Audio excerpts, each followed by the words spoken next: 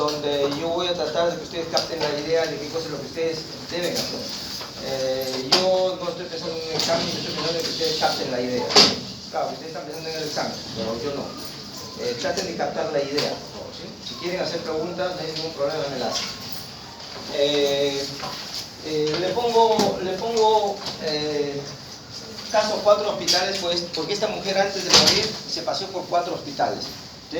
Y si ustedes se van a dar cuenta, en este paseo antes de llegar a su muerte, precisamente es una suma de errores precisamente por no hacer lo que se debió hacer, cosas sencillas que son las que deben hacerlo una obstetriz, un médico general, que es lo que estamos formando. No lo veamos desde el punto de vista de especialista, porque ese no es el tema.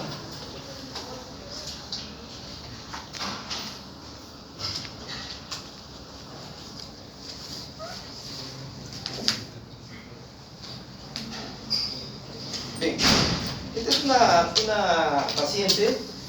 una paciente que es atendida en un centro de salud X, es decir, de un nivel 1, que es a donde ustedes van a ir a trabajar inicialmente, ¿sí? Fíjense ustedes, voy a tratar de resaltar las cositas que se fallan para que vean cómo finalmente termina esta mujer siendo operada varias veces y muriendo, precisamente por no hacer las cosas básicas. Ella era joven, tenía 25 años, solamente dos controles prenatales, que es lo normal, entre comillas, para nuestra población. Ya tenía 38 semanas. Va a una ecografía, clásico, tiene más ecografías que controles prenatales. La ve una obstetra, le administra nifedipino porque encontró una presión alta y la manda a un hospital de mayor nivel. En ese hospital, que le llamo Y, ingresa, dicen, ponen referida, ponen el centro de salud, narra lo que le da, marca que tiene cefalea, ¿sí? A qué hora, la presión. Fíjense ustedes que estamos hablando de 110, estamos hablando de cosas mayores. 110, estamos hablando de cosas mayores. Resonancia cardíaca, resonancia respiratoria y descartar preeclampsia severa, descartar cuando desde ya yo les quiero decir de que no hay un examen, no hay un gol estándar para la preeclampsia, no hay como en la TB, placa y BK ya tiene tuberculosis, acá no hay eso. Y muchas veces en los hospitales, ustedes fíjense, dice descartar preeclampsia 5 días con descartar preeclampsia y no sé qué buscan, como se dice criollamente, le buscan 5 pies al gato, sabiendo que el gato solamente tiene 4, pero le buscan 5, o sea, no van a encontrar. La vez pasada estuve en una conferencia en la cual participó el doctor Pacheco, que es un docente de Revaliati, que ya no trabaja ahí, está jubilado, escritor de libros, y él en una exposición dijo, no hay un gol estándar. Lo más válido para la preeclampsia es la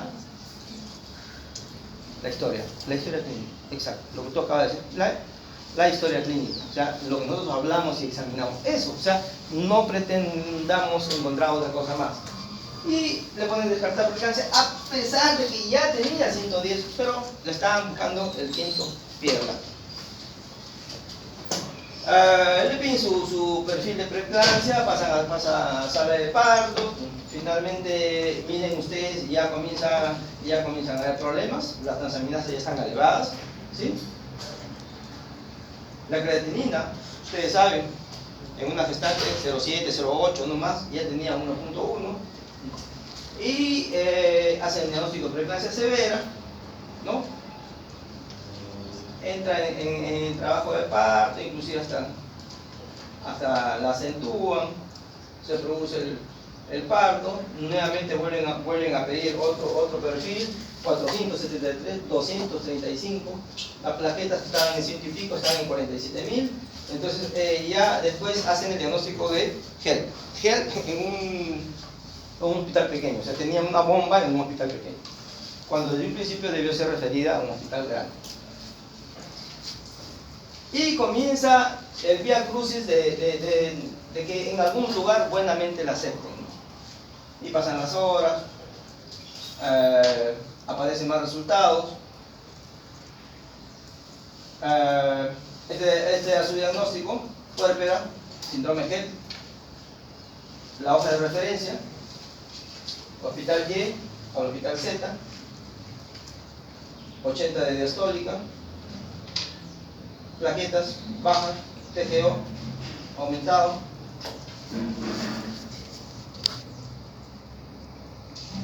Llega a este hospital con 12 horas de puérpera,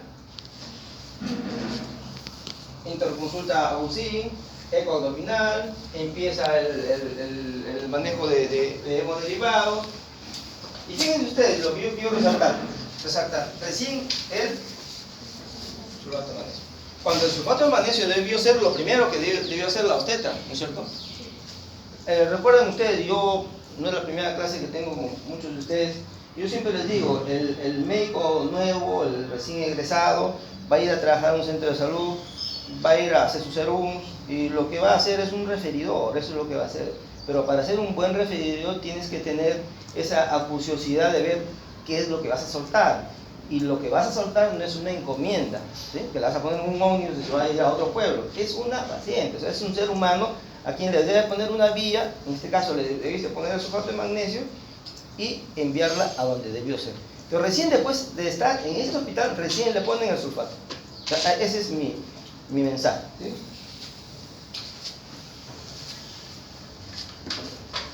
Bueno, pues le hacen una ecografía, líquido en cavidad, ya ustedes más o menos se van imaginando qué cosa es lo que había adentro. Le hacen una paracentesis, una sanguasa. Sanguasa se le llama a esa sangre tipo cuando uno lava la carne, ¿no? Ese tipo de líquido. Las plaquetas 60.000. Y el tema es cirujano. ¿Sí? Miren cuando ya tenía hemoglobina, fibrinogen. La indicación era hacerle una laparotomía. Y aquí sigue el vía crucis de esta paciente. Ahí donde estaba no había cirujano de adultos, había solamente cirujano pediatra. Le hacen una primera operación, ¿sí? Luego le hace, ahí mismo ya vienen los cirujanos. Primero la habían empaquetado, luego la desempaquetan, la vuelven a empaquetar.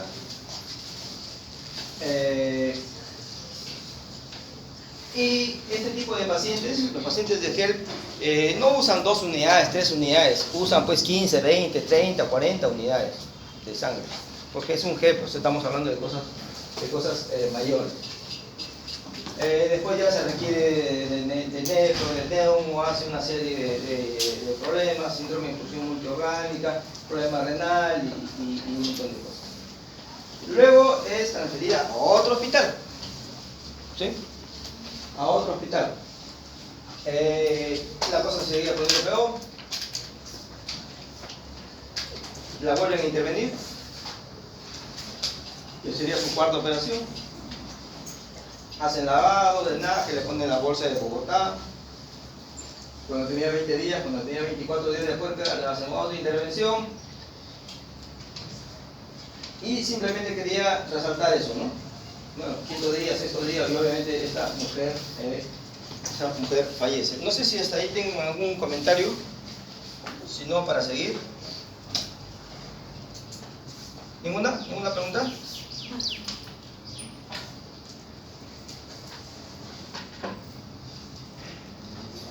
Resaltemos entonces qué fue lo que pasó. No sulfato de magnesio, ¿no es cierto? No fue atendida donde debió ser. Si ustedes tienen la oportunidad de estar como la obstetra que la vio en el primer nivel, ustedes inmediatamente sueltan a esa paciente, la refieren con una buena vía, 2 vías, la acompañan, no la manden como encomienda. Sulfato de magnesio, la dosis la vamos a ver ahora. Les estoy dejando un archivo de cómo se prepara, inclusive, porque dice, ustedes saben la dosis, se la saben, ¿sí? Como para dar un examen de NAM, pero ya, prepáralo. No, la enfermera te dice, no sé, y la especialista dice, no sé. Entonces, ahí en el momento que estás, no hay ABCD, chicos, no hay ABCD. Ahí tú tienes que agarrar tu frasco y preparar tu sulfato. Y estás pues en la punta del cerro, no hay nadie más, o sea, tienes que saber hacerlo, ¿sí? Por eso les digo yo, vayamos a la cuestión práctica. Nosotros no nos estamos preparando para ser médicos de examen ABCDE, ¿sí? Estamos preparándonos para ver pacientes. Este es otro caso que le llamo centro de salud X, ¿no? Y hospital Y, o sea, pasa de un centro de salud a un hospital de tercer nivel. 31 años, conviviente, empleada, natural de Jaén, era su segundo embarazo, tenía un hijo de parto vaginal de 3,600, había tenido 2 controles en Jaén, Cajamarca, tenía ecografía, básico, clásico, como digo, siempre tienen más ecografía que controles prenatales. ¿Por qué? Porque esto es un negocio.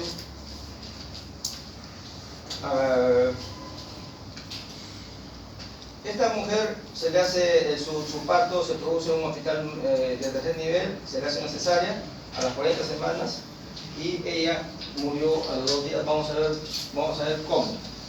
Tenía estos 2 controles en el centro de salud de Jaén, luego acá en Lima tenía estos controles y luego también acá estos controles. Y miren, había ganado solamente 12,5, no era tanto. Ahí está su IMC, empezó con 60 kilos, tenía ecografía, ¿sí?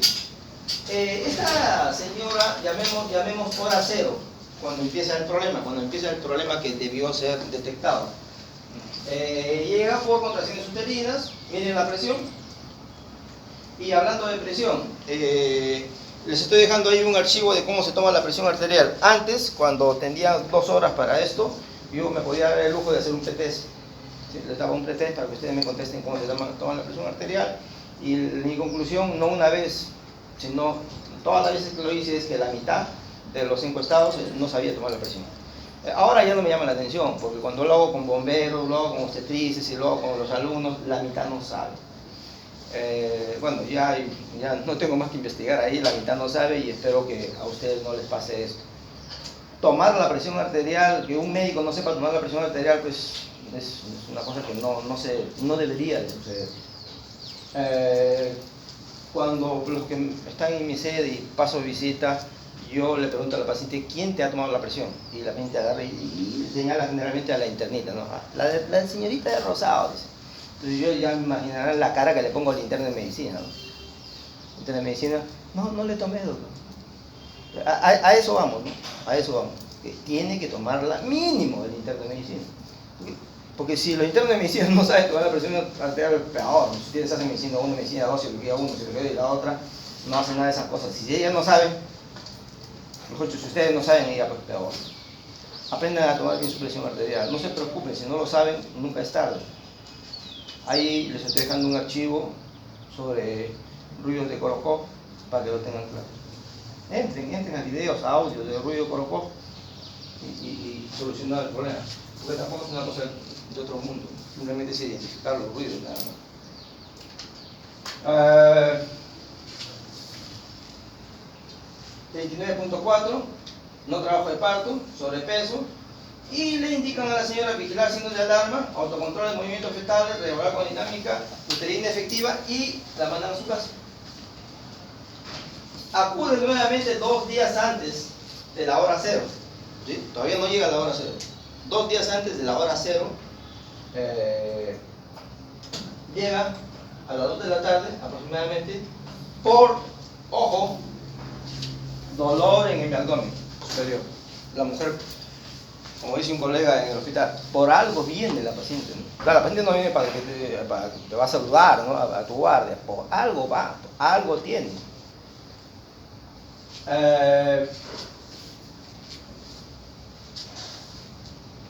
Ese momento, lo que pasa es que hay datos que yo no puedo poner porque podría ser identificado el lugar y no estaría bien que esté hablando de tal o cual hospital.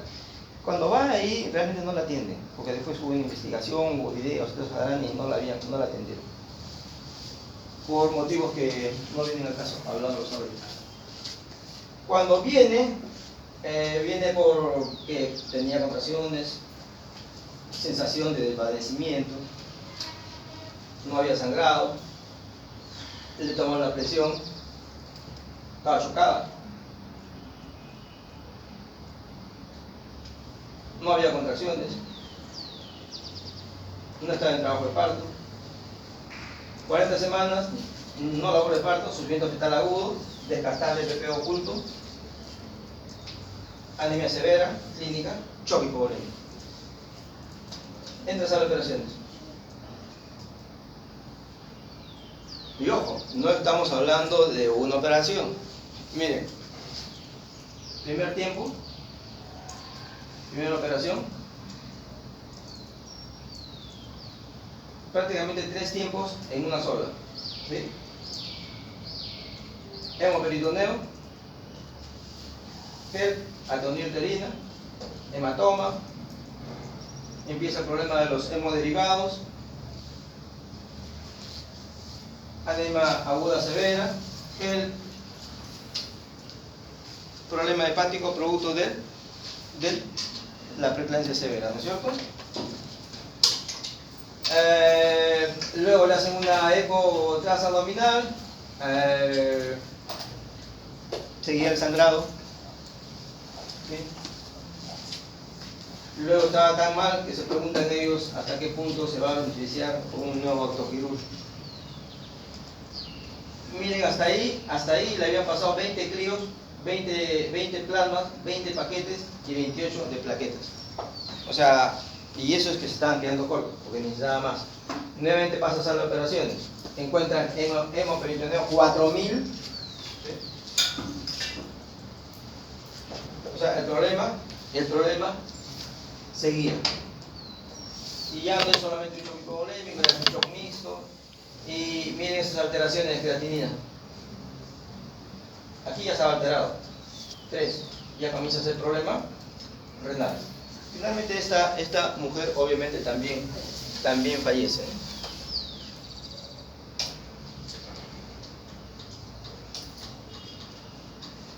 Son 5, pero voy a poner nada más que más esto. Esto está haciendo más en Word. Es una paciente de 28 años, 38 semanas por fecha última regla, que tenía 9 controles en una clínica particular.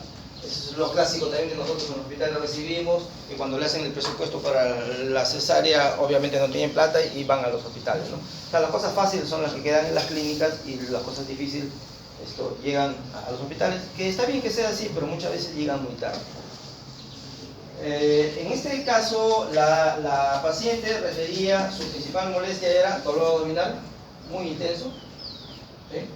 Localizado en epigastrio, en el epicondrio derecho, muy quejumbrosa, lloraba por el dolor abdominal.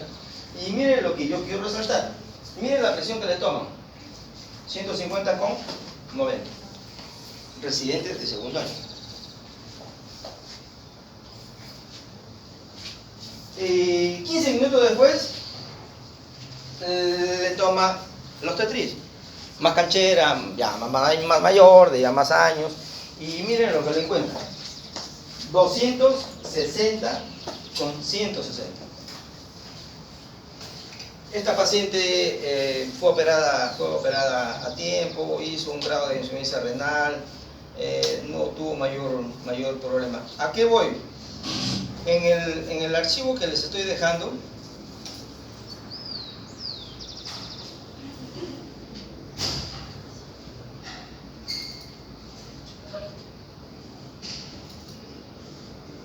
acá, porque se supone que un docente debe dar una clase de no más de 40 diapos, su punto, pero la verdad es que no puedo hacer eso. Nunca puedo. Prefiero que se lleven este archivo y revísenlo. ¿Sí? Revísenlo, no hay tiempo ahorita para hacer todo esto, pero revísenlo. Está aquí cosas de la presión arterial, están todas las partes del tensiómetro, le llaman manguito a una cosa que no se llama manguito, no sé por qué le dicen manguito, ese es su nombre, pero le llaman bracelete, no el tracelete. Hay de varios tamaños, nos dan generalmente el mediano, pero lo ponemos a una gordita, se termina rompiéndose. Lean ustedes esto y luego cuando vean a alguien tomando la presión, mírenlo y observen ustedes, comparen este archivo, comparen con lo que hacen sus compañeros, ustedes mismos, fíjense cómo lo hacen. La idea es que aprendamos los diferentes tipos, cada uno con su nombre.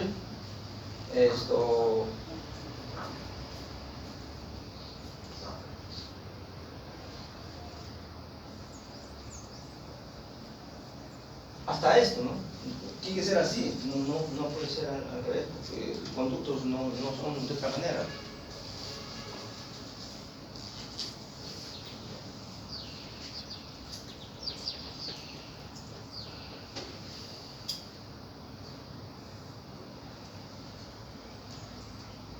Esa es una manera correcta. Viene una paciente que está con la chompa acá, y encima de la chompa le ponen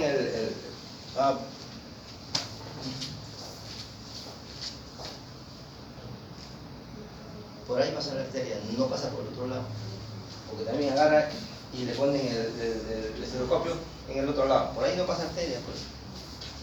Y toquen. Yo tengo 30 años de médico y antes de poner siempre lo toco. No es que se vaya a mover de ese lugar, sino que es donde yo tengo que poner, porque es donde yo voy a sentir el paso de la sangre.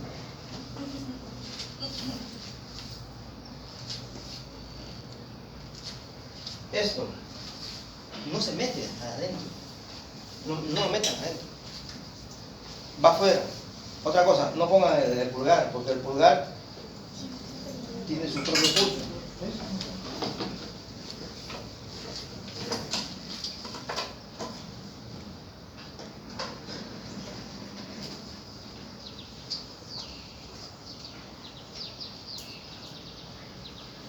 Aquí está lo del ruido de Korokov.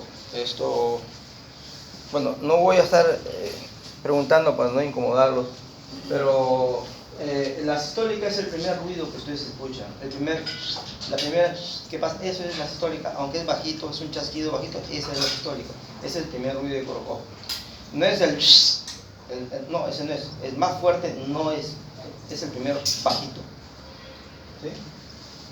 ¿Qué es lo que le pasó a este médico residente que encontró 150? Era el gap.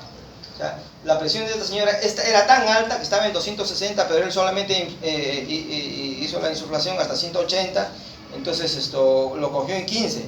Pero la otra obstetriz, al verla gordita, ya más mañón, o sea, la obstetriz, para experiencia, dijo, no, esta tiene pinta de tener más. Se va hasta 28 y comienza a bajar y la capta en 26, que esa era su sistólica, no la que había medido el reciente. Así que una cosa tan sencilla. O sea, vayan ustedes a más para que no se les escape. Bien, no sé si ustedes tengan alguna pregunta al respecto. Si no lo saben, ustedes deben de saber tomar bien su presión arterial. Yo les cuento a los alumnos que están conmigo en la sede llevando gineco sobre una experiencia que yo tuve yendo a hacer un curso en Huancavelica sobre preeclampsia, un curso de 3 días para obstetrices, y había una obstetriz jovencita que me dijo que ahí en su pueblo, en no sé qué pueblo de Huancavelica, que me dijo que ella no tenía preeclánticas. Yo dije que raro, ¿no? Que no haya preeclánticas, o sea, habría que hacer un trabajo de investigación, a ver qué ponen ahí y publicarlo, me hago millonario, ¿no? Me hago un premio Nobel, que algo tiene ese lugar que no tiene preeclánticas. En el segundo día de la capacitación comencé a hablar de ruido de Korokov, y cuando le pregunto cuál es la sistólica, ella me dijo el segundo ruido, el más fuerte. En el tercer día estábamos hablando del test de ácidos de proteinuria, que también se lo estoy dejando, en el cual, si ustedes no saben, se mezclan cantidades iguales, alícuotas, de orina centrifugada con el ácido sulfosalicílico. O sea, si yo mezclo orina 3, tiene que ser con ácido sulfosalicílico 3. Pero ella lo hacía con 3 centímetros, pero le moderaba 3 gotas. Entonces esto, ya sé, le digo, ya sé porque tú no tienes preeclántica, pues. Tú no tienes preeclántica porque no sabes tomar la presión arterial y no sabes hacer proteinuria. Tu paciente se está muriendo en otro sitio. Le digo, no es que no tengas preeclántica. Porque ya me estabas animando, le iba a venir por acá y hacer un trabajo de investigación. No sabía tomar la presión, de hecho. Y como le repito, esto es bastante común. Y si agarré carne, simplemente revisen nada más. Revisen el tema.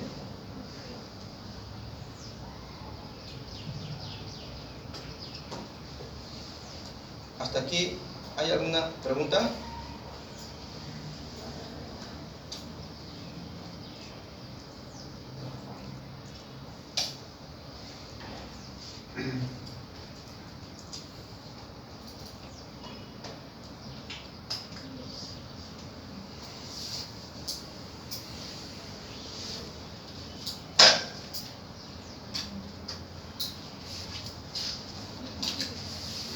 Bien, esto sí les estoy dejando, ¿ya? Obviamente los casos no.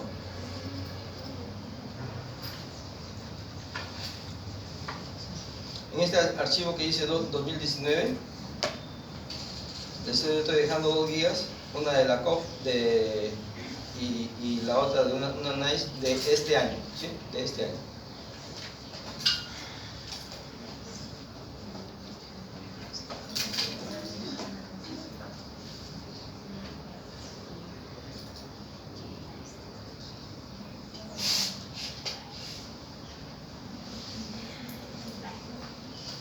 Bien, algunas cosas las voy a pasar porque, como les digo, esto es preeclampsia y esto no es chino para ustedes.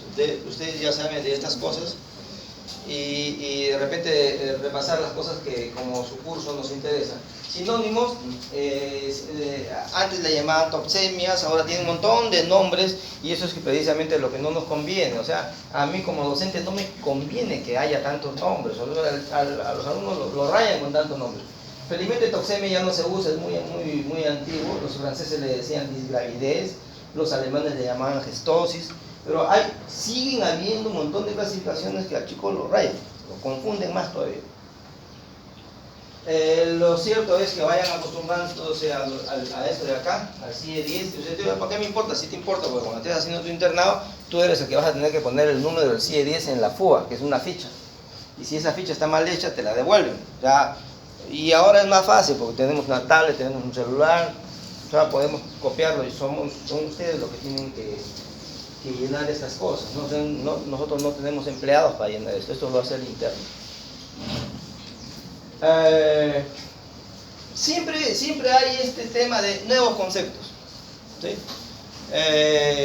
Si hablamos de nuevos, por eso yo les estoy dejando dos guías ahí de este año se las estoy dejando ahí.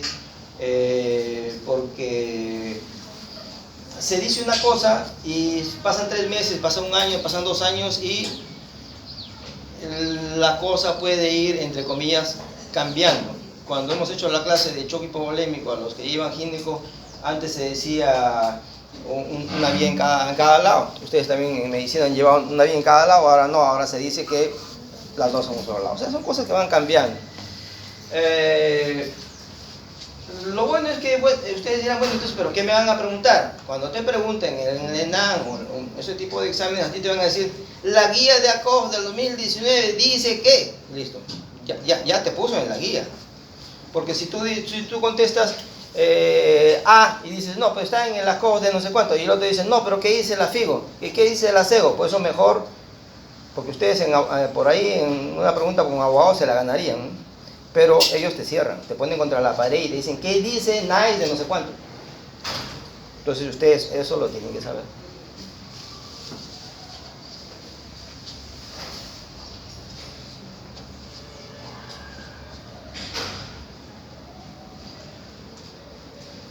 Para empezar, ¿qué es lo que siempre nos han enseñado? ¿Qué cosa es hipertensión? Nos han dicho siempre mayor o igual de 140 y de 90, ¿no es cierto? Están tratándolo de cambiar, probablemente van a llegar a hacerlo, porque cuando nosotros vemos con un 130 con 80, ya paramos las orejas. Hay ciertos criterios de diagnóstico. Antes se decía, para que sea preeclampsia tenía que tener hipertensión, tenía que tener edema y tenía que haber proteinuria.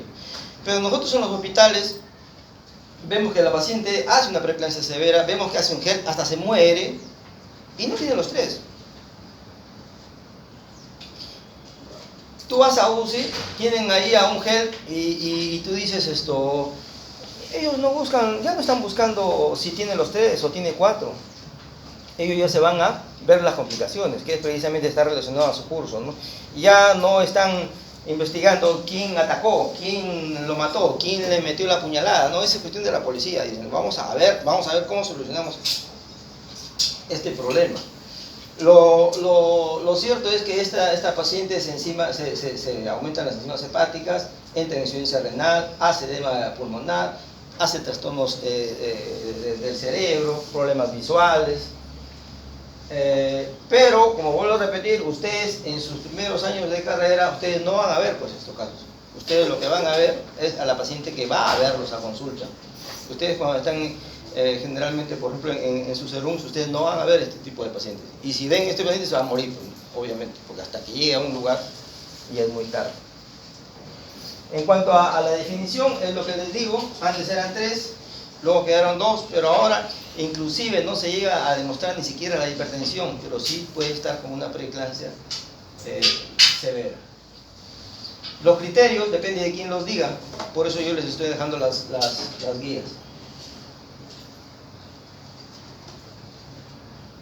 Esta es una de las clásicas, hipertensión durante el embarazo, hipertensión inducida por el embarazo, que se divide en preeclampsia leve, severa, eclampsia y gel. La crónica con preeclampsia, es decir, la paciente que previo al embarazo es ya hipertensa y luego se embaraza y se le suma una preeclampsia. Y la otra es la que hace una hipertensión tardía y transitoria, que se le llama hipertensión gestacional. Algunas diferencias en la preeclampsia leve, severa, en la eclampsia, en el gel, la presión arterial mayor de 140/90, sí. Proteinuria positiva, claro. Y se debe terminar este embarazo a las 34 semanas, dependiendo de dónde estoy. Si yo estoy en un lugar donde tengo un buen servicio de neonatología, donde tengo una cunita separada para ese bebé, cosa que eso será en el cielo, porque acá no tenemos eso. Aquí no hay ningún hospital. Yo vengo ahorita de la maternidad de una reunión. No crean ustedes, maternidad, ahí tienen 5 camas separaditas para los prematuritos que van a nacer mañana. No hay eso.